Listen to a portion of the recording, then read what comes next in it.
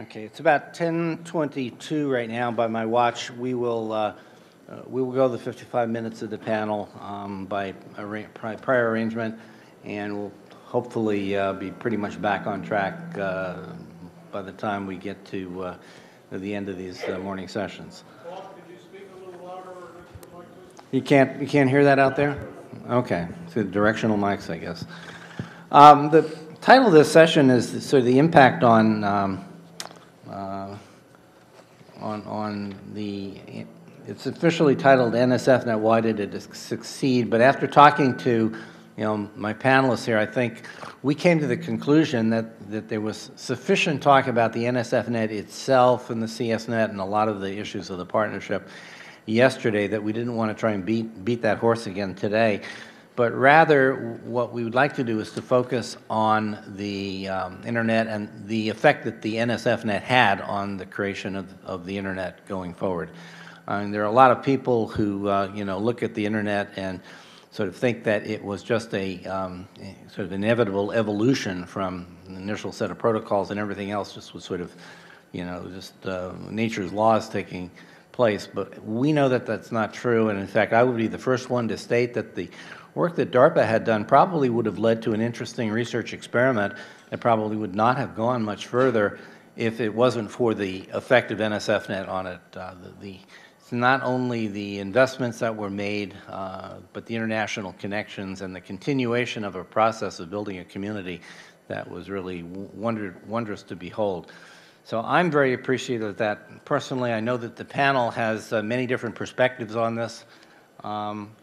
I think that you will hear from the panel from the point of view of not only their perspective, but how the particular work that they did fit into a much larger puzzle. This is not a complete representation of everybody who had any real contribution, of course. It's just a sampling.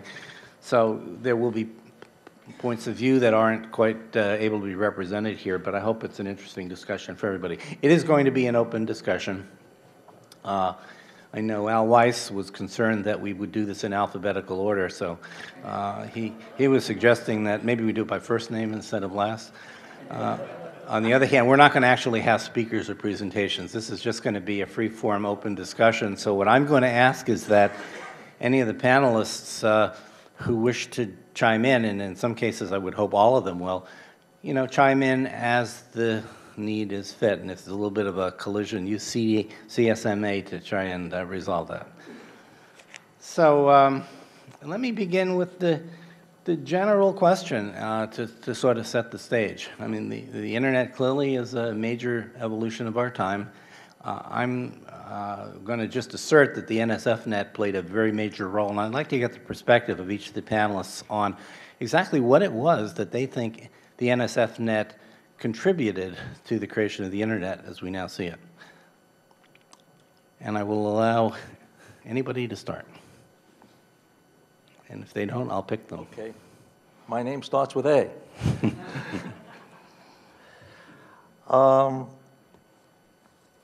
I'd like to go back just a little bit before the NSFNET and talk about the environment. And I'm just looking at it from the point of view of a guy that used to run a lot of information technology stuff. I had people that had to know all the protocols. So I had to, and I'm not going to go through them. So I needed to have people that had PhDs in acronyms.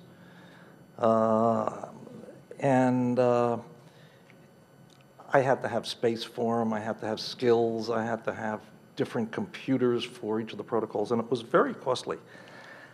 Something happened in the early 80s. Berkeley 4.2 was released, and it came in a box, and all the universities put it in. And that was a real special event, I think.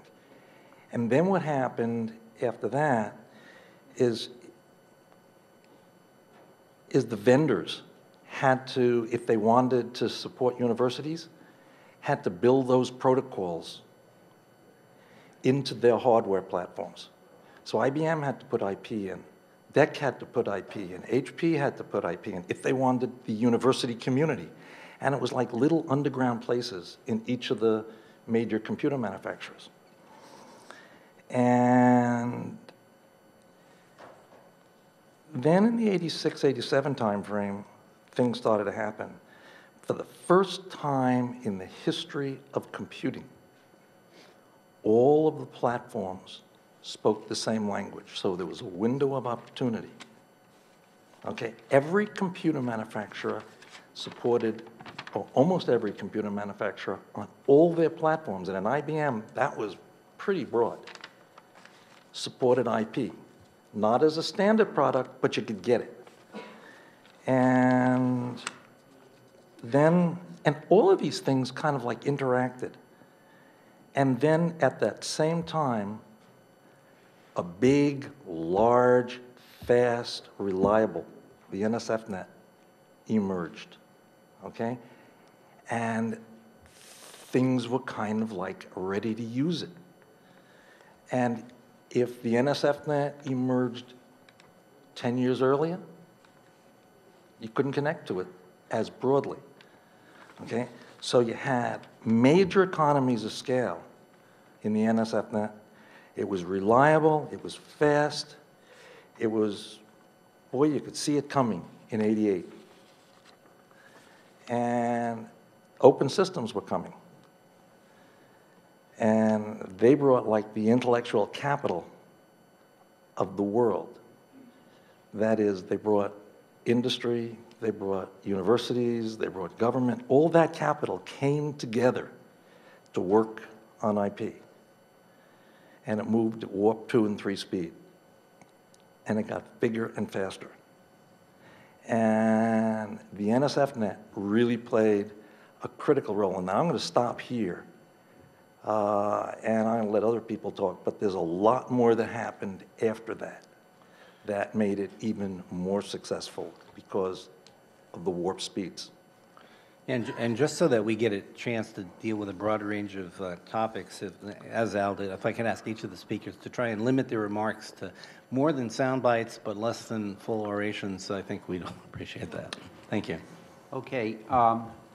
It was a pretty unique time. The academia, faculty members in computer science, engineering, and other fields knew about the ARPANET. They knew about networking. They knew they needed it. They knew they needed it for competitive reasons. They needed it to be able to collaborate. And so there was a tremendous upsurge of interest, and I think that played a major role. And then there were people like Van, who's sitting over there, who actually made it work, and Hans Werner, who made it work, and Milo, who made it work, and other people who I could give you a long list. And so it was really, in my mind, it was about people. It was about the community that was there, that was demanding this. They needed interoperability. TCP/IP provided interoperability, as Al said, and then with the interest of the research community, who got engaged very early, the IETF folk, the IAB folk, it just moved along very quickly in the technical arena as well as the community building arena.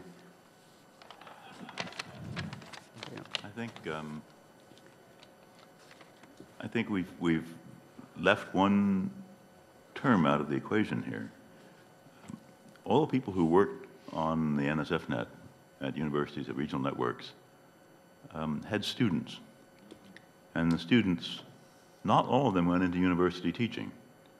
They all discovered in their experience with NSFNET and the ARPANET, for that matter, the benefits of email, of file sharing, of all the things that networking does. And when they went out into the larger world, when they graduated, they expected that they would be able to use the same things. And I think this was one of the driving forces that we've forgotten for the spread of the internet. All these students who went out and with vigor and sometimes with a certain amount of brashness, demanded the kind of facilities for networking that they had enjoyed as students. I'd like to build on that. I think from the start of the people on the partnership understood the idea of what we were trying to accomplish. And they don't teach us at business school, but we had an idea of what the customer needs and requirements were before we had the customers or even had enough bandwidth to offer the services that we knew the customer needed. In other words, we in some ways had a vision of the customer that we represented back to our organization instead of the usual way things go on. And that's extremely unusual. You know, I came at this from a different angle, probably because I have a different background than most of you and most of the folks here on the table. I came at this from the standpoint of having managed two colossal commercial failures. One was Prodigy, the Consumer Home Information System. The second was MCI Mail. So the first commercial failure I was responsible for had as a notion fulfilling communication capabilities into the home, residential systems. Partners were CBS Publications, Sears, IBM. Huge investment, huge challenge. Didn't succeed by any stretch of my imagination. Didn't succeed because of the requirement to build facilities and have a network to support these applications. Leaving that one behind, the second commercial failure was MCI Mail. The notion of MCI Mail was we were going to electronify communications in our company because we didn't have time for paper. And so we built this MCI Mail system. Again, a subset of protocols that were our own specialized protocols required an MCI Mail connection to make this work. And one day, the corporate office announced that we weren't going to answer paper mail anymore. You had to do it electronically. And that worked great in our buildings, but when our employees went home, they had difficulty communicating with us because there was no infrastructure, simple infrastructure connectivity. When the internet protocols, and we had lots of folks in our company thinking about this, internet protocols became visible and understood, we thought one of the ways to solve this connectivity and discrete networking problem was to generalize. And, you know, it's interesting. All these things happen, and there's lots of people 20 years later think of lots of reasons why they happen and how they happened. The only ones they don't talk about are things like MCI Mail and Prodigy. But I remember them very well and very clearly. So what happened here was some folks got very personally committed for various reasons. In my case, commercial reasons, because I'm a commercial person. I don't teach. I try to represent my stockholders and build value and assets. So I looked at this from the standpoint of building value and assets, and here was an opportunity with this tremendous university community and the students, not the professors, but the students, who would carry these protocols universally into the space.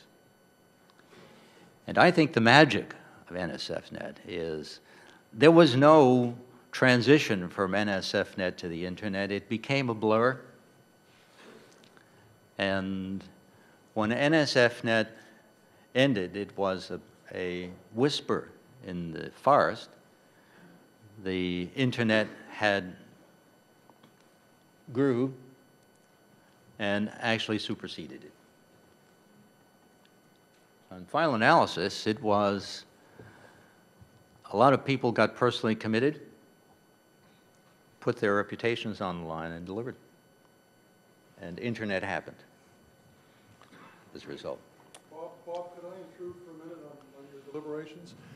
Actually, that was part of my plan. It's just happening a little Okay, earlier than at the I same planned. time that all this was going on, the other part of our division was research. So we were talking infrastructure, right, for the NSFNet. But on the research part of the house, one project was one that you were leading to develop gigabit networking capability at a time when we figured, when nobody thought that you'd ever want to network at gigabit speeds or that you'd never be able to do that.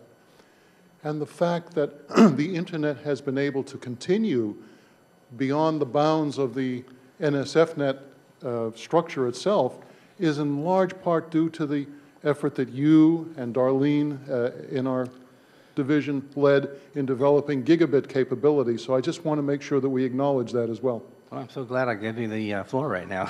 You know, and it's why I sit as a trustee on Internet too. I mean, this is simply a natural progression. And I sit as a board member on a commercial company here in Washington, Cogent Communications, which is a huge IP. The only thing we sell are IP services. And so these are just natural progressions of, my God, you know, the traffic today is growing every day more than we had at the end of our 5th year. Every day the packet traffic is growing more than we had on the network at the end of the 1st year. First 2 years, actually, because there wasn't anything running at the end of the 1st year. All the baloney about we knew what we were doing. We didn't have technology, we didn't have fiber, we didn't have switches, we didn't have, when we committed to this, we didn't have anything. We had ideas, and we had a lot of stuff on paper. Well, you were a major contributor to the Gigabit project, participating in 2 of the test beds, as you know. But Steve was also very active and involved in that. Steve, would you care to comment on that was one of my 3rd commercial failures. Would you care to comment on the role that the Gigabit project had in either the growth of NSFNet or the internet more generally? Of course, it had very little to do with the growth of NSFNet, but it was a wonderful experiment. Yeah. It was the first for NSF, I think, in the funding model that we used, which was a little controversial at the time. And I can see Dave Stout smiling in the front there. Yes, you know, there was a certain amount of disbelief in gigabit networking. In fact, I remember Craig Partridge felt it necessary to write a paper to demonstrate that TCP would in fact work at gigabit speeds. And then we ran the gigabit testbed project under Bob's able direction, which demonstrated that you could in fact do that. And it was I don't know to what extent it had an effect on the growth of networking, but it certainly was a satisfying demonstration that IP was not something that was relegated to lower speeds. Yep. And at Wisconsin, we were involved in the Blanca project. There was a CASA also, and I think this was Bob's. Bob liked the movie, so Casablanca. But in any case, we didn't pick the names. Oh, we didn't. Did we pick our name? Okay. It was Bell Labs, NCSA. Okay. Berkeley. But in any case, it was a challenge. I mean, Bob said this has to be gigabits, and we were working with AT&T, and I think that partnership, universities and AT&T, was key because it forced AT&T, and I think in cases of the other test beds, other companies, to come to grips with actually what was the state of the art in networking and to start thinking about how their product lines would move in this direction and start to thinking about the market that might be out there. But boy, it was hard. I mean, we worked on the project for 5 years, and we actually got things to work, and it was a wonderful proof of concept that you could go to gigabits. So this was another major initiative that NSF took, I guess with some help from DARPA in the process. I think that was one of many things that they did during this period. And so although the focus has been on the NSFNet per se, there were many other things that NSF was doing during that period that made a big difference. I mean, we could spend time talking about what they did relative to the standards process, and maybe we'll get back into that, or the DNS and the like. But this was one component of a kind of very complex portfolio of activities, ranging from the international to the details of the standards and the like. So, I'd like to pick up on one of Dick's points. And when you take a look at why the internet was so very successful and the NSFNet was so very successful, there were a lot of people that made a lot of money in it. If you lost money in it, you wouldn't continue. So when you look at industry and when you look at the telephone companies, they made a lot of money in it. And when you look at all of the application suppliers, they made a lot of money in it. When you look at all of the users, the insurance companies, the financial companies, they found all the customers and suppliers on it. And they didn't have to build their own networks. They made more money. So it was something that helped the economy in a lot of ways.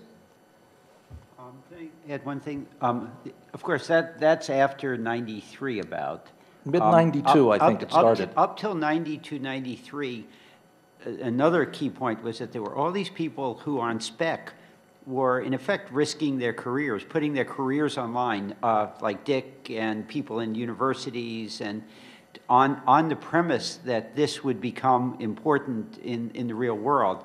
And to some extent, the World Wide Web what was the catalyzing event that actually propelled us out into the wider community, beyond the academic community. But before that, everybody in this room was, they built spec houses. Everybody here was speccing their careers on the expectation that this would really be important. And it took the World Wide Web to actually, I think, bring it to the wider community. So everything takes place in a excuse me, yeah. I just want to make a point on Larry's observation, since this is you're encouraging us to do this, right? Yeah, just, okay. right. He is a moderator, so I have to pay attention. So there was a signal event. Suddenly we were threatened by a lawsuit. We were threatened by a lawsuit from a commercial internet packet service provider who said, we at ANS, remember this? He doesn't remember this. Doug and I remember it very well, and Jamie remembers it. It wasn't a lawsuit. It was a threatened lawsuit. No. Yes, it was. It was a congressional hearing. No, no, no. In addition to the congressional hearing, we received a letter. Maybe you didn't get the letter, you son of a gun. Go ahead. So when you get that kind of a notice, you know you got something going. Are you going to tell us who it was from? And the allegation was that we were providing services free that they wanted to sell. Are you going to tell us who it was? No. Or when was it? When was it? Yeah, it was about 1993, Doug, you have to help me, 93, 94? Yeah. Yeah, I found that a very ironic moment, since I spent most of my life in the public sector, that here these private and public investors had created a marketplace with public and private money. In other words, took the risks. And then we were being accused of competing with the private sector in a marketplace that only we had invested in. IBM did. Interesting, isn't it? So everything that takes place in a context, and the environmental context at the time the NSFNet was being formulated and carried out had many different facets of it. I don't much want to go into the technology, although that's a whole area in itself, although maybe some of the services that you could get from other parties were relevant. But also the public policy context in which that took place was clearly very relevant. Some things that made the NSFNet be what it was had to come into play downstream. So I'm just wondering if the panel would care to comment on some of the public policy obstacles or other obstacles in their environments that could have caused the NSFNet to fail, which it didn't. The voucher bill clearly helped later on. There were a variety of actions that were taken that clearly made it beneficial. But I mean, in the past, NSF tried to get into networking back in the 70s, and I think it didn't quite work for reasons that I don't know all the details of, but this one did. So what was it in the environment that was enabling at that time?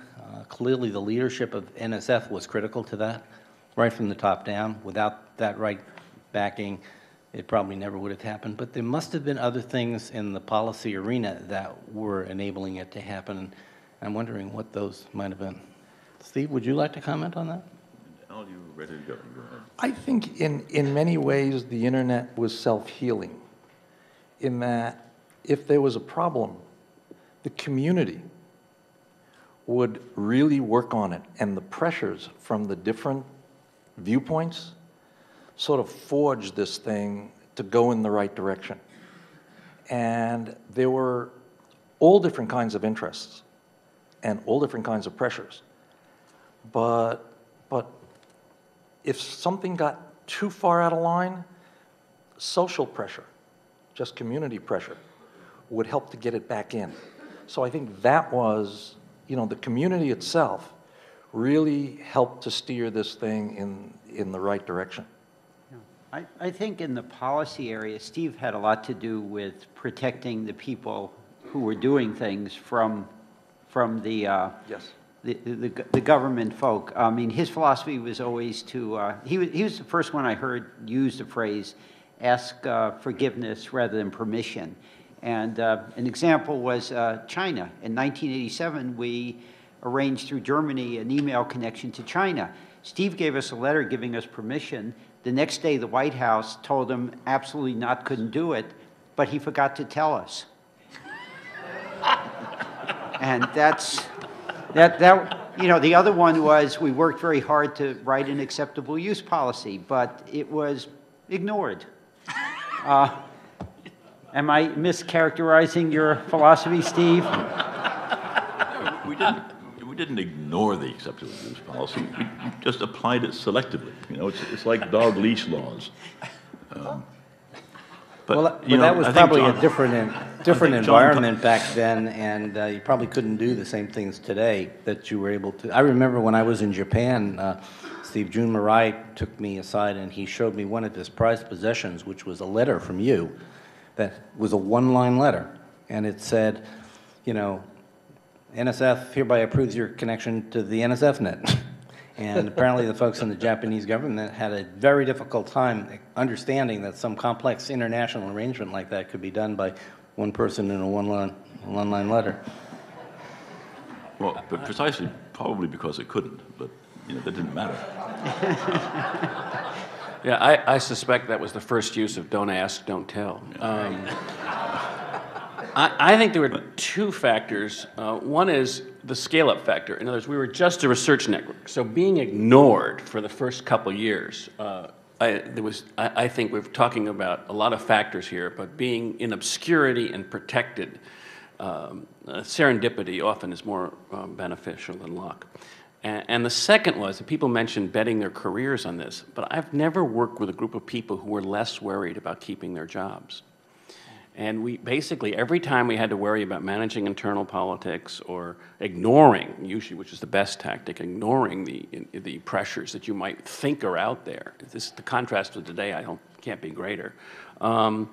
We basically chose to represent the idea of the future internet as opposed to a narrow construction of being risk averse. Yeah.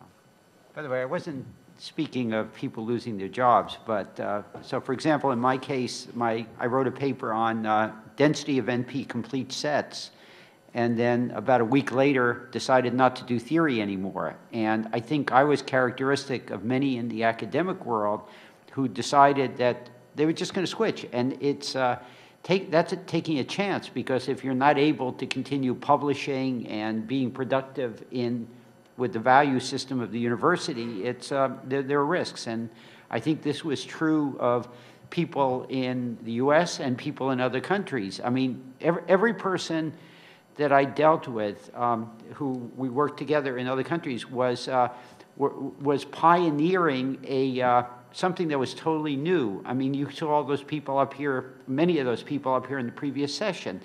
And these were people who were just bucking the establishment in their countries for a while. They were pioneering new ground, and it was risky.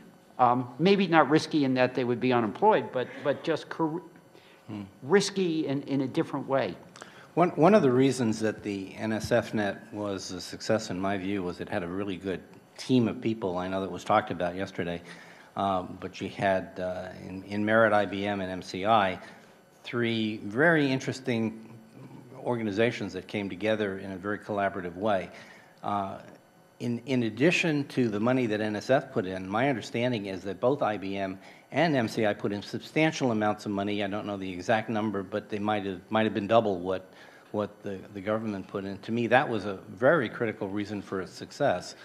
IBM, of course, was a well-established and known commodity. MCI more of an upstart, not as much of a track record. And I'm wondering, Dick, since you're on the panel, could you say a little bit about what the climate was in MCI when you made the decision to do that investment? It must have been a very unusual one, and what did MCI actually think they would get out of it as a corporation? Not you personally, because I know you believed in this, but I don't know if the whole corporation did. And what was the final result? Yeah, so really the only other person in MCI who shared the vision early on was Bill McGowan. This was certainly not a good commercial decision. Supporting NSFNet was not a commercial decision. It was a huge decision, and it, to my mind, represented something like the survival of our company. And That sounds like a commercial decision. well, only if it worked. Only if it worked. Oh, so And somebody that's where I put my reputation and a lot more on the line. Yeah, so somebody once said, I won't say who it was, that maybe the NSFNet really was not destined to succeed. Then what went wrong? Well, we had no reputation. The company had no reputation, and had no reputation for managing data. Had no reputation for. Remember, this is before fiber. This is digital radios. This is the best thing we had at the time, and this required 1/3 the capacity of a digital radio route. Routes were kind of skinny at that time, so it was for a small company, it was a huge risk. What made you think you could succeed then? Well, I knew John. I remember I had spent 31 years at IBM, so I knew I knew where everybody buttoned their underwear. So I kind of knew if John was committed, IBM was committed. I didn't really know a lot about Steve, but I learned a lot about him very quickly. What did you learn? I learned he was committed to this project. John was committed to this project. I was committed to this project, and none of us were going to allow it to fail. We were not going to allow it to fail. I had weekly fire drills with my staff. Down throughout the organization, the sales organization, financial organization, engineering, operations, anywhere in the company, they could pick the phone up and call me. And if they needed something, and something was in their way, it got out of their way, and we solved it. And we used to have monthly operations meetings with Steve and with John, and go through the nitty-gritty details. I mean, these were pretty high-level guys who were really managing this project. Steve managing it through the NSFNet, John through IBM. But did your peers at MCI believe that this, in final analysis, was in fact a good investment for MCI? No. They didn't believe that until it was done. No. But it didn't matter. You know, as the chairman and number two guy in the technical side, and I had responsibility for all the budget in the company. So if those two guys believe it, then it doesn't matter. So you didn't even need a thick skin? I didn't even. So the sales guys, if they had a problem, they didn't go to the sales management. They came to my office. If engineering needed something, they came to my office. If Al needed something, he came to my office. So I want to ask the same question of Jim in a slightly different context. The state of Michigan actually put in a significant amount of money into this as well. What do you think, in the final analysis, was the value to the state of Michigan in making that investment? Well, I think I promised my boards more high-tech spin-offs and agglomeration economies in Ann Arbor than occurred. And so I think that the 5 million we put in, I think, yes, maybe the sales tax or the bar tab, the sales tax on the meeting tab may have probably recovered the $5 million. But the surprise to me was, and we did a follow-on project early, linking up schools in Michigan to the net. The surprise to me was the high use in rural areas, and I saw that later in Alaska. So I think that the unquantified side benefits of having smart, young, poor people in out-of-the-way areas having access to the world, I'm sure that's been the real benefit of our investment. Okay. In the whole evolution of the net, from our perspective, there had to be certain critical times when things were occurring, when people were not sure they would get through them, or that things might work or not work. Could the panel members share some of their thoughts? I mean, was NSFNET a slam dunk, and for every moment, at every point in time, you knew this was going to work and work well? Or were there real issues you had to come to grips with along the way? And if so, what were they? Both from the governmental point of view as well as the technical and services point of view. T3, go ahead. Well, as we mentioned yesterday, there were moments along the way when everything was stressed. There were times with IBM where the routers didn't work. There were times at MCI when MCI had different switch manufacturers, and a clear channel, they didn't talk to one another. And so we had to do workarounds in the routers to go through the switches. And there were times when the Marriott Operations Center, we found everybody was at conferences or something like that. And so nobody had perfect operations, and there were times in ANS when things broke down. And at different points in time, it was like peeling an onion. At different points in time, you'd solve one problem, and there'd be another one underneath it. You'd solve another problem, there'd be something else underneath it. And it wasn't until about 2 years into the T3 network that things started to really run well. And it was, I called it bulletproof. And everything was really smooth. But at that time, everybody recognized there was a pony here, and that was in mid-92. And all of a sudden, the whole community changed. And your suppliers, your friends, everybody became competitors. And I think one of the critical factors, I'm going to give somebody credit in this room, John. One of the critical factors, I said yesterday that John reports history, but he also makes it.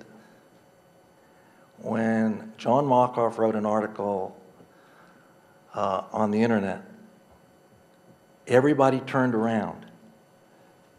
And he had a pretty good article. Everybody turned around, I think it was the 19th of January or something, or 19th of December, somewhere in there, the end of 91. Everybody turned around and said, there's money here. And it was like a different world 6 months later, totally different world. I want to pop up a level. Nobody had ever built an internet of this scale and complexity. There were untested protocols had been tested, but not at this scale. This was a system with a large number of administrative authorities. So it wasn't just the technical, it was the division of administrative management responsibility. And initially, at the very beginning, I was on Steve's panel, and he probably can't say this, but the initial panel didn't propose a router that had been tested yet. I'm not even sure it had been built yet, the router, at the point the proposal was submitted. So this was risky. It was technically risky. It was administrative risky.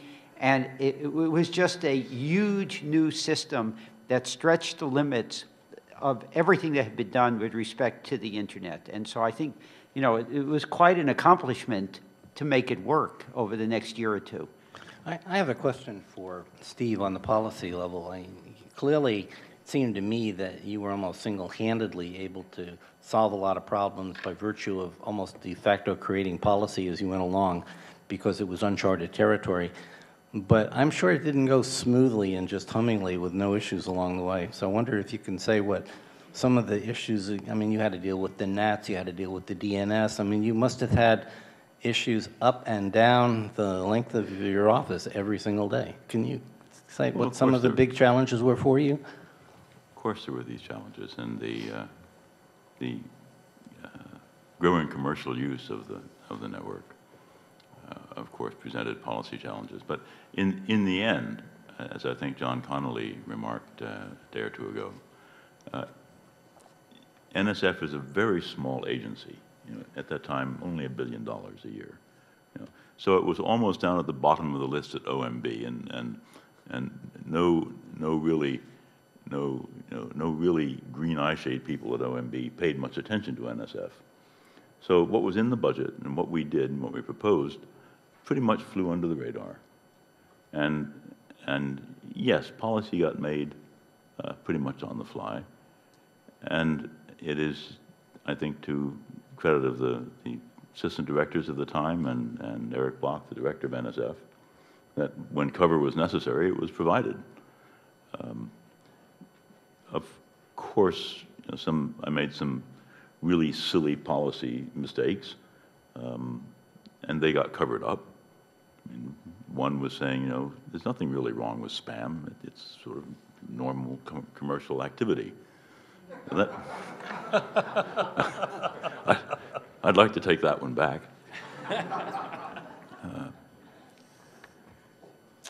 Okay, Larry, I'd like to get your point of view on the role of some of the context going into the NSFNet and follow-on projects. I mean, there was clearly the ARPA-related stuff. There was the CSNet, which was partially a collaboration with DARPA. You had the NSF Supercomputer Center hookups and the like. How much of that was critical to the ability of the NSFNet to happen, or could it have happened all by itself if NSF had taken a clean slate approach and just tried to do something very different by not building on the past? Oh, I mean, I had some of this in my talk yesterday, but I don't think a clean slate would have worked. There was not the community. There had not been the proof of concept. If you just tried to do this in 1980, it wouldn't have been possible because hardly anybody in academia was using networks at that time. In addition, if there had not been the community networks, the ARPANET was expanding, but not that quickly in the early 80s, and it would have been a much bigger gamble for NSF to jump in. Also, one of the things that you did was open up the network internationally. Bob made agreements with CSNet to allow us to have at least email gateways with other countries. And that really, up to that point, you had connections to Norway and the UK and maybe Germany for SATNet or the ARPANET, but this made it possible to turn the network into an international cooperative effort. In addition, he gave us permission to have not commercial, but research traffic from companies to traverse the internet. And this all happened in the 1980 to 85 period. There was a great deal of activity involving the supercomputer center networks, bringing the computer science community in. BitNet sensitized all of academia through their computer centers to the importance of networking. And by the time 1985 1995 rolled around and Dennis came, it was just clear that it was time. So I think the answer, it wouldn't have happened without the 1980 to 87 and, you know, the key role that you and other people played. I'd like to pick up on something that Larry mentioned, Bob, and that is that you know, nothing has been said about your vision in allowing the interconnection of CSNet and ARPANET. That is, I think, the first time that there were two independent administrative entities sharing packets on the network.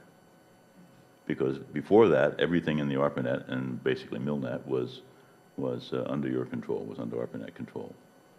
So it was one administrative domain, and it must have taken some leap of faith to trust the protocols, to be able to handle two independent and not necessarily identically thinking administrations to share the same set of physical circuits. As important, you trusted the people, and I often wondered about that. Bad judgment on my part again, huh? Let's see, I'm just supposed to be the moderator here, but since you've given me the opportunity, let me just say a few words about that.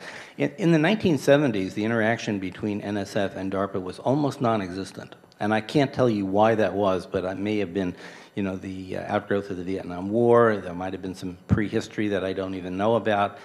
But I don't think there was any overt interest on either party to not have anything to do with each other. It just didn't happen. And in 1979, I got a call from Kent Curtis, who was then in the computer science section in NSF, saying that there was going to be a meeting that Larry Landweber was hosting at Madison, Wisconsin, to talk about how to get the rest of the computer science community engaged, because the ARPANET clearly was viewed as a defense-only thing, and there was a broader community out there that NSF had a responsibility to deal with.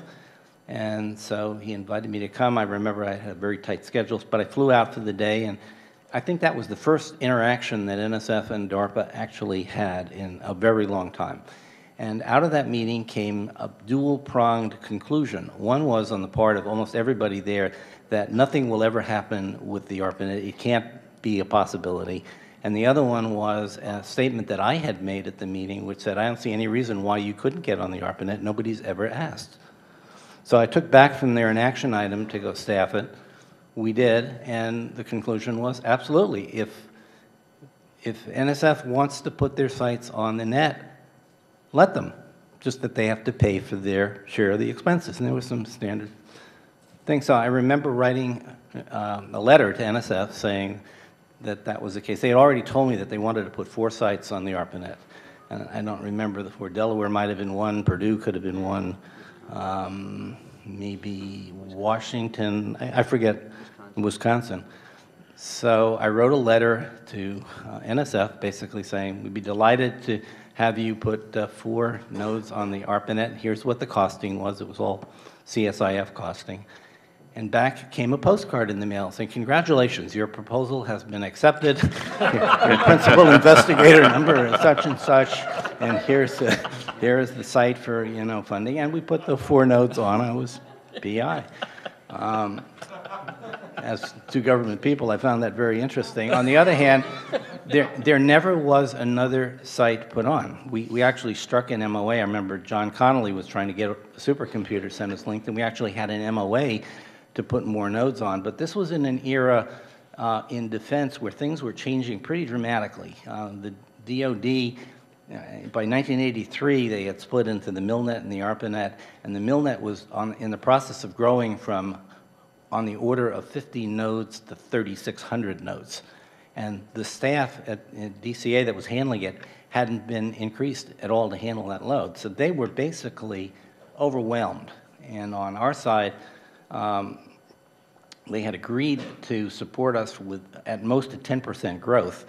Well, when there were some meetings between NSF and the folks at DCA, which I wasn't privy to because I think they were concerned about the timing. It wasn't moving fast enough. DCA was on a 9-month to 18-month schedule, and I think John had to get things done, this week or next week, congressional reports and the like. they went and said, look, they got 55 sites to connect, which wasn't really how we would have couched it, because we were talking about nodes and they were talking about users connecting through taps. And DCA went through the roof and decided that they couldn't handle it at all. They bailed out. And you know, these were supercomputers that were involved here, and it really got escalated right to the top. The issue was, well, what are we going to do about keeping Russians off the supercomputers? And I remember talking with Eric Bloch about that at that time, and Eric said, look, you know, this is an issue for the State Department. If there's a national policy, NSF will observe it. And so the way we resolved it was by DOD mandating that we control what went on, and NSF basically saying if there's a national policy, we'll adopt it. And so this was a kind of an ad hoc policy made at the moment, which basically said, yeah, DARPA will monitor it very carefully and we'll take the appropriate action. And NSF agreed that if we told them to unplug the supercomputers, they would. But that was really a time when the first interactions ever occurred. I think it's been pretty productive ever since. So thank you for mentioning that. You're understating your role, though. In May, I'm just the moderator here. I know, but in May of 1980, Vint worked for you at that time, and I think you sent Vint to a meeting that we had to try to figure out how we were going to get this thing funded. And he came and he made a proposal that we consider TCP/IP as the protocols, and basically, as part of that, offered full cooperation of yourself and him and DARPA in help with CSNet. And it was, you know, it was a hard decision because TCP/IP wasn't obvious in the world at that point, but we decided that the cooperation was important, and without that, I don't think CSNet would have happened. So, I mean, that's... Oh, thank you. That's important to know. You know, I'm just thinking, we're coming to the end of this, and I'm sure there are questions in the audience. I know we haven't come even close to dealing with all the issues I wanted to, and we could probably go on for another hour or two with this panel. We can't.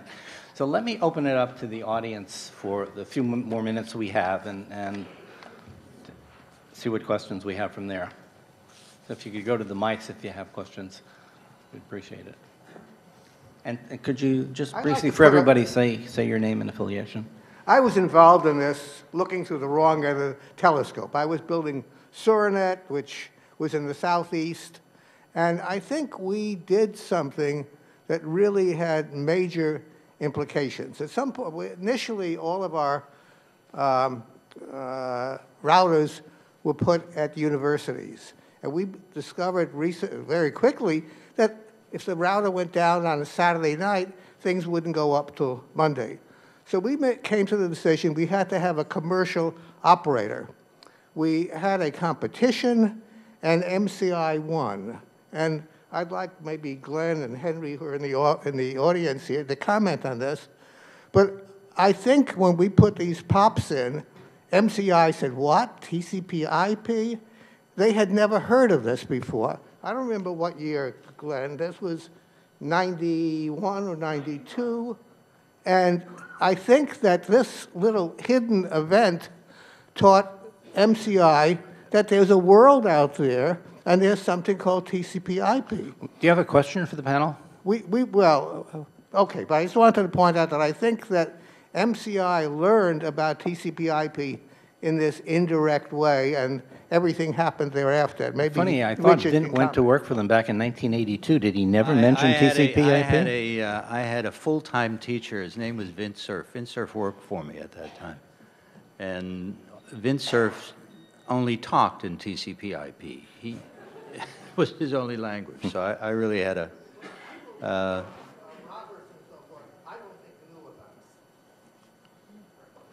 In the back of the room, can you just say who? Point taken. Take your name and affiliation. Sure. Test. Yeah, Kevin Walsh, UCSD.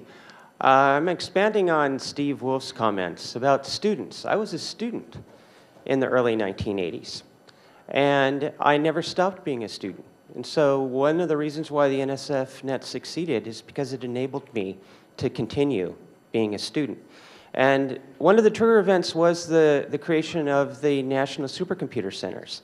There are two things that came out of the supercomputer centers. It was all motivated by access. So as you respond to my comments or questions, if you could draw out on this theme of access.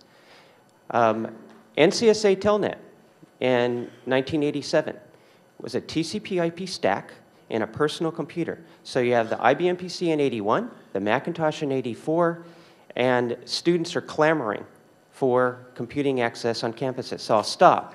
And Is there say, a question there? Yeah, the question is, draw out in your responses this theme of access, because every PC, every Macintosh became a node on the internet that was both an FTP server as well as an ability to telnet to any IP host on the NSFNet at the time. Thanks. Anybody want to tackle that question? I just think it was the internet was an enormously powerful tool for the internet. And it was an educational tool for the internet. And it was an educational tool for kids, and still is today, around the world. And I've got one story which convinced me. I sponsored a school up in Seattle with a free connection. And it was an experiment. This was very early. And this one kid did his term paper on Hiroshima. And he found, through Gopher, a database in Japan where all the survivors of Hiroshima had been interviewed. All the other kids looked at the Encyclopedia Britannica. Guess who had the most outstanding research paper in the high school? And that's the way it is today. Okay, It is an educational tool the rest of your life. We're basically out of time. I'll take the last two questions that we have on the floor. These two gentlemen. Al Brenner, first director of the John Wayne Lemon Center. And then we're going to call it quits. Bob asked a question about the legislative environment. No one seemed to have mentioned the High Performance Computing and Communications Act. Al Gore's contribution with all of the crap that he's had to take about that. Would you like to comment on that, please? Yeah, I remember when that report was first issued. Dan Lynch was holding, he's the second or third interop. It was the first and only one held in Washington, D.C. And I went, had a copy of this report, and I went running into the meeting room and said, Dan, you got to make time for me on the program to talk about this. This is important. He was skeptical, but he gave me 10 minutes to talk about the HPCC, and things happened after that. Yeah, I think also if you look on the net, you'll find a paper that Vint and I wrote just trying to lay out what the vice president's contribution was, and I think we pointed out he was the first elected politician that really articulated the benefits of the net and actively promoted it, helping with the raising of funds in different forms. But in fairness, I think you have to point out that the Reagan administration, the Bush 1 administration, and the Clinton administration during those days were all active supporters, so it was a real case of bipartisan support of this activity going forward during a different time and era. So it wasn't just the vice president, but he was a very important part of that, and some of his former staffer here could certainly attest to that. Yeah, Guy, last question. Just one short comment and question. One of the crucially important things for the success of NSFNet, in my view, was the dedicated and pragmatic orientation toward the interests of the users. On our campuses, we had a lot of people who needed to get work done, both supercomputer access and collaboration, and so many of the decisions in NSFNet were made on their behalf. In some ways, that contrasted with some contemporary networking projects in Europe where it was almost like there was a very intentional and in some ways well thought out approach to making life better for the PTTs. And ironically, our attention to building a good network for our academic users made it useful, and its usefulness is what led to the commercial success of the commercial internet. And I sort of figured for the first time that our approach had succeeded in the commercial world when I visited a major European POP in the early 90s and saw racks of Cisco routers. So I wonder if you can comment further.